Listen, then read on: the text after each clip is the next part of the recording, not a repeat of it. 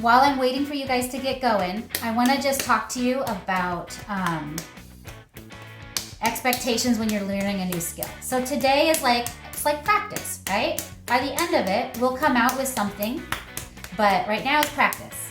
And so when we're practicing, you want to take advantage of that time and make sure it's perfect. So a lot of you, if you've never had me as a teacher before, I don't want you to be surprised because I'll probably tell you to smush your ball, right? So you'll make a pinch pot and I'll be like, great start, but smush it, right? Because we're going for two very important things.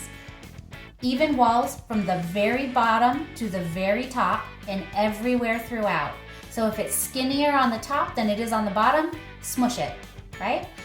Another thing is if yours has an opening that's wider than the total diameter of your project, of your pot so far, smush it, right? And when we smush it, we add water to it and then we go back to just kind of smashing it and then putting it back into a ball. So the goal is right now, you want to create a ball that does not have wrinkles or creases. And you do that, it's compression, right? So you do it by pounding the clay. I'm pounding it and then rotating it. Pounding, rotate, okay? So take some time to compress your clay into balls, pound, rotate, okay?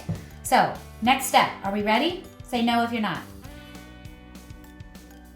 Okay, so we want to take and we're gonna stick our thumb through the ball, not all the way to the bottom though, like you wanna make sure that the bottom is still, has a decent amount of clay, but now it is a vessel, right? It's not a very good vessel, it's way too thick because we know that, right? But it has an opening. So our job is, we just created a ball, created an opening.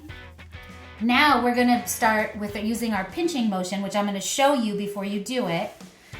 We're going to displace the thickness of the walls and turn that into height and width so that our walls are gonna become much thinner and the opening on the inside is gonna become much bigger, okay? So watch what I'm doing before you do it. So I'm gonna be like quack, quack, like a duck here. So my thumb is on the inside and my fingers are wrapping around. And the first rotation, so rotation is when you go from one side all the way around to the other, right? The first rotation, I'm gonna be kind of curving my fingers because I wanna go all the way to the very bottom of my pot, okay? And I'm gonna pinch and rotate and it's gonna kind of change the shape to look a little bit more like a strawberry. So I'm gonna go all the way around one full rotation. And so now it kind of has a strawberry shape and the inside still has a small opening, but it's a little bigger on the inside, okay? Once you do one full rotation, then you're gonna move up a little bit and you're going to pinch, rotate, pinch, rotate. But you see, I'm pinching, rotating, pinching, rotating.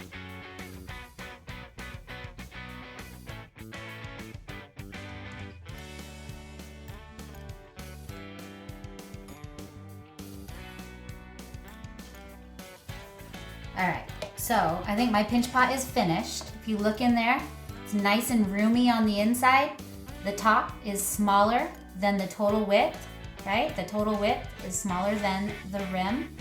And I believe that it is even thickness everywhere. So I'm gonna test mine by taking just like a piece of string and I'm gonna cut it in half. Carefully.